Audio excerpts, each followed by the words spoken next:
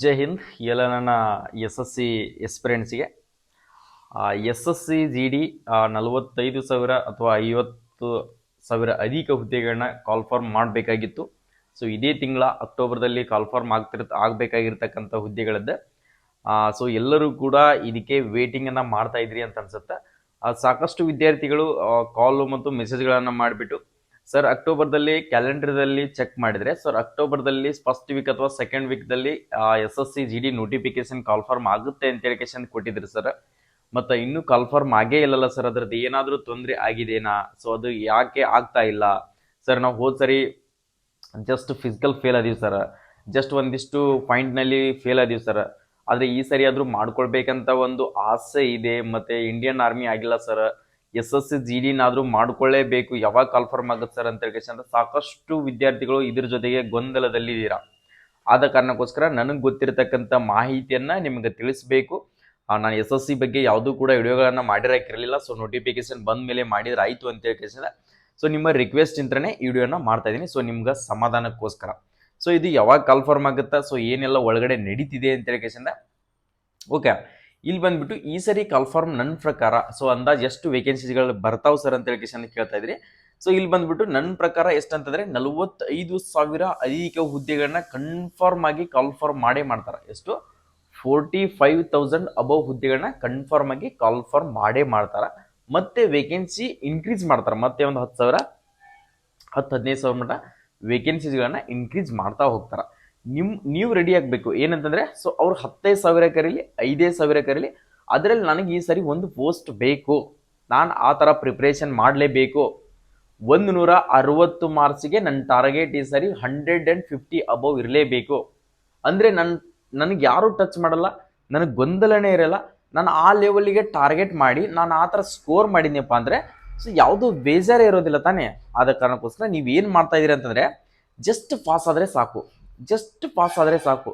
S S L C ಮತ್ತು P U C ಡಿಗ್ರಿಯಲ್ಲಿ ಮಾಡ್ತಿರ್ತಕ್ಕಂಥ ತಪ್ಪುಗಳನ್ನು ಸೊ ನಿಮ್ಮ ಫ್ಯೂಚರ್ ಲೈಫ್ನಲ್ಲಿ ಮಾಡ್ಕೊಳಕ್ಕೆ ಹೋಗ್ಬೇಡ್ರಿ.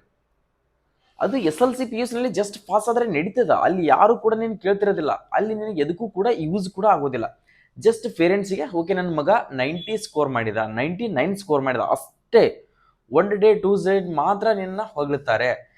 ನೀನು ಎಸ್ ಎಸ್ ಎಲ್ ಸಿಯಲ್ಲಿ 45 ತಗೋ, ಪಿ ಯು ಸಿಯಲ್ಲಿ ಕೂಡ 45-50 ತಗೋ, ಅದು ಇಂಪಾರ್ಟೆಂಟ್ ಆಗೋದಿಲ್ಲ.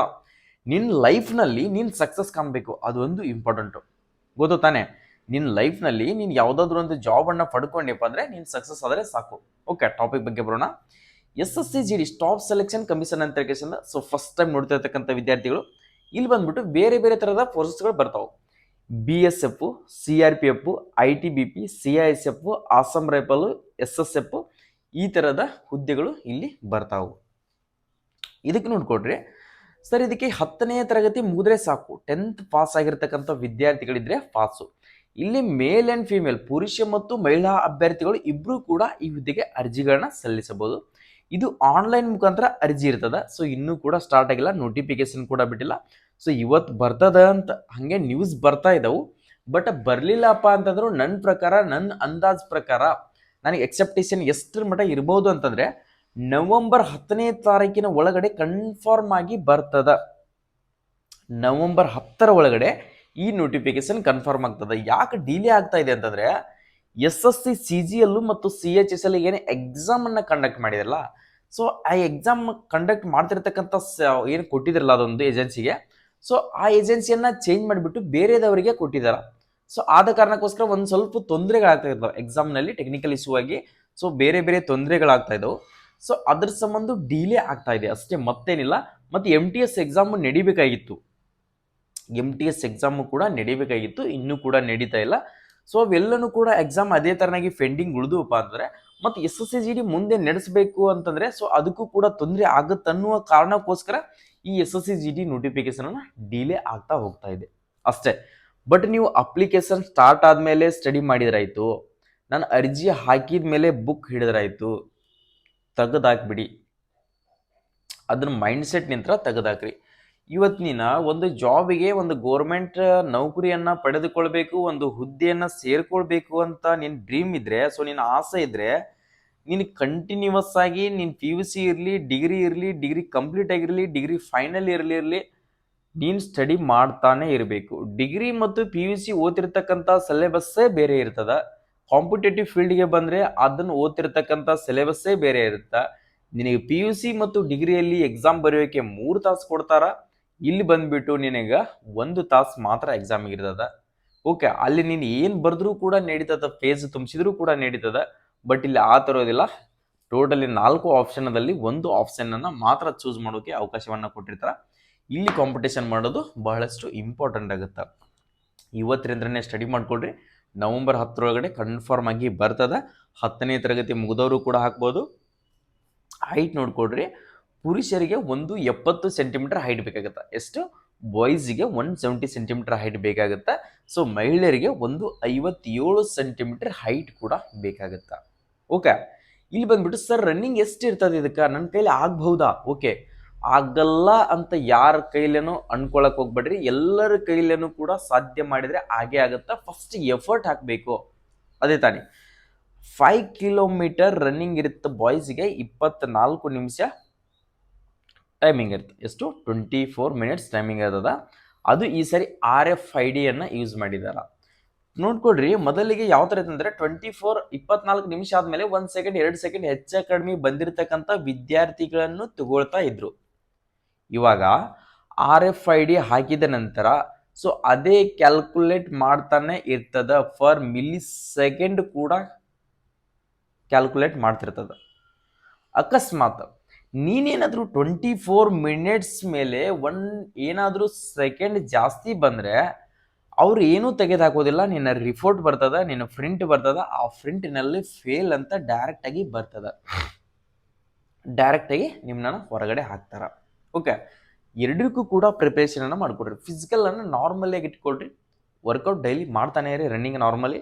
ಆ ನಂತರ ಎಕ್ಸಾಮ್ ಪಾಸ್ ಆದಮೇಲೆ ಸೊ ಹಾರ್ಡ್ ವರ್ಕನ್ನು ಮಾಡೋಕ್ಕಾಗುತ್ತೆ ಎಕ್ಸಾಮ್ ಕ್ಲಿಯರ್ ಆದಮೇಲೆ.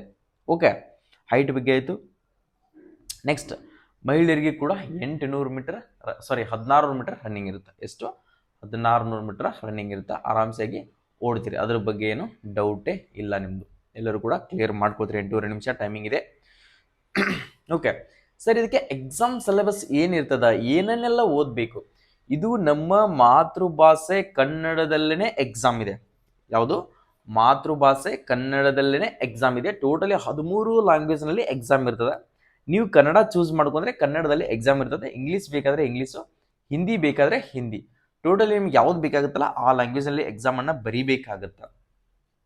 ನೋಡ್ಕೊಡ್ರಿ, ಮೊದಲಿಗೆ GK ಜನರಲ್ ನಾಲೆಜ್ ಅಂತ 20 ಕ್ವಶನ್ಸ್ಗಳಿರ್ತಾವೆ, 40 ಮಾರ್ಕ್ಸ್ ಇರ್ತದೆ.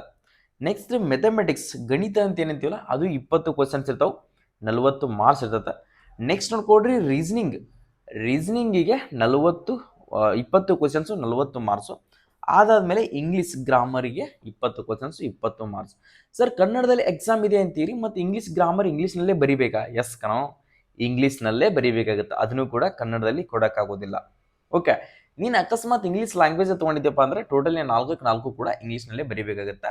ಸೊ ಕನ್ನಡ ತೊಗೊಂಡಿರ್ತಕ್ಕಂಥವ್ರು 3 ಕನ್ನಡದಲ್ಲಿ, 1 ಇಂಗ್ಲೀಷ್ ಗ್ರಾಮರ್ನ ಇಂಗ್ಲೀಷ್ನಲ್ಲೇ ಬರಿಬೇಕಾಗತ್ತೆ. ಓಕೆ, ಇಷ್ಟು ಡೌಟ್ ಕ್ಲಿಯರ್ ಆಯ್ತಾ? ಸೊ ಮೆಡಿಕಲ್ ಬಗ್ಗೆ ಏನು ತಲೆ ಕೆಡಿಸ್ಕೊಬೇಡ್ರಿ. ಸಾಕಷ್ಟು ನಮ್ಮ ಕಡೆ ಇವಾಗಲೇ ಎಕ್ಸಾಮ್ ಕ್ಲಿಯರ್ ಮಾಡ್ಕೊಂಡು ಬಂದು ಫಿಸಿಕಲ್ಲು ಕೂಡ ಕ್ಲಿಯರ್ ಮಾಡ್ಕೊಂಡು ಇನ್ನು ಮೆಡಿಕಲಿಗೆ ತಯಾರಿನ ಮಾಡ್ತಿರ್ತಕ್ಕಂಥ ವಿದ್ಯಾರ್ಥಿಗಳು ನಮ್ಮ ಹತ್ರನೇ ಇದ್ದಾರೆ. ಓಕೆ, ಮೆಡಿಕಲ್ ಕೂಡ ಚೆಕಿಂಗನ್ನು ಮಾಡಿಕೊಂಡು ಸೊ ಮೆಡಿಕಲ್ನಲ್ಲಿ ಕೂಡ ಫ್ರೆಶ್ ಆದ್ರಪ್ಪ ಅಂದರೆ 100% ನೀವು ಸೆಲೆಕ್ಷನ್ ಆದ ಹಾಗೆ. ಕಾಂಪಿಟೇಷನ್ ಬಹಳ ಆಗ್ತಾ ಇದೆ.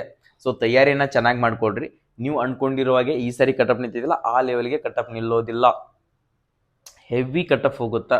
ಕಾಂಪಿಟೇಷನ್ ಬರ್ತಾ ಪ್ರತಿ ವರ್ಷನೂ ಕೂಡ ಜಾಸ್ತಿ ಆಗ್ತಾನೆ ಇದೆ. ಮೊದಲಿಗೆ 2018ರಲ್ಲಿ SSC GD ಅಂದ್ರೆ ಏನಂತಾನೆ ಗೊತ್ತಿರಲಿಲ್ಲ. ಅವಾಗ ಫಸ್ಟ್ ಆಫ್ ಆಲ್ ಬರೀ ಇಂಡಿಯನ್ ಆರ್ಮಿ ಅಂತ ಮಾತ್ರ ಗೊತ್ತಿತ್ತು.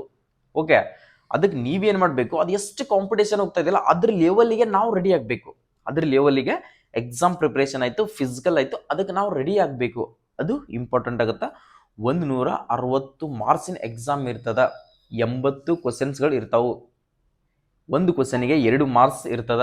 ಸೊ ಅದಕ್ಕೋಸ್ಕರ ಯೋಗ್ಯಂತರನ್ನೇ ತಯಾರಿಯನ್ನು ಮಾಡಿಕೊಡ್ರಿ.